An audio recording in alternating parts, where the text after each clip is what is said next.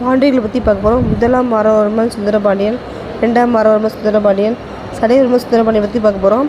முதலாம் மாறவர்மன் சுந்தரபாண்டியன் இவர் ஆட்சிக்கு வந்ததுக்கப்புறம் மூன்றாம் குலோத்துங்க சோழனை வந்து போரிட்டு வென்றிருப்பார்.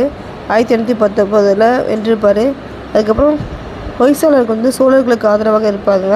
அதனால் என்ன பண்ணுவாருன்னா, இவர் வந்து பாண்டிய அரசரா இவர் அவர் வென்ற சோழ நாட்டை என்ன பண்ணுவார்னா குலோத்துங்க சோழனுக்கு வந்து கொடுத்துருப்பாரு.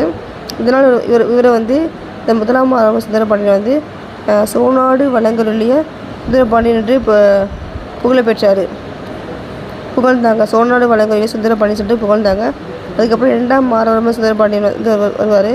இவர் ஆட்சிக்கு வந்ததுக்கப்புறம் ஹொய்சால மன்னர் யாருன்னா வீர சோமேஸ்வரன் வந்து அவரோட உதவியோட வந்து சோழ மன்னர் மூன்றாம் ராஜேந்திரனிலிருந்து சில பகுதியில் வந்து மீட்டெடுத்திருப்பார். யாருன்னா ரெண்டாம் மாறவர்மன் சுந்தரபாண்டியன் வந்து சோமேஸ்வரன் உதவி கொண்டு அந்த பகுதியெல்லாம் மீட்டெடுப்பார். அதுக்கப்புறம் இவருக்கப்புறம் வந்து சடையவர்மன் சுந்தரபாண்டியன் வருவார். இவருக்கு வந்து சில சிறப்பு பேர்கள் வந்து கொடுத்துருப்பாங்க. என்ன பேர்னா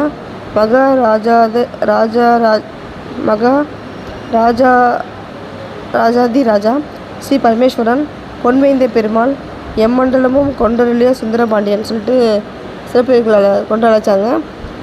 இந்த ரெண்டாம் பாண்டியரசு சிறப்புமிக்க ஆட்சியாளர் யாருன்னா சடையவர்மன் சுந்தரபாண்டியன் தான். இவர் வந்து ஜடவர்மன் சொல்லிட்டு அழைப்பாங்க. இவர் வந்து தமிழ்நாடு முழுவதையும் தன் ஆட்சியின் கீழ் கொண்டு வந்திருப்பார்.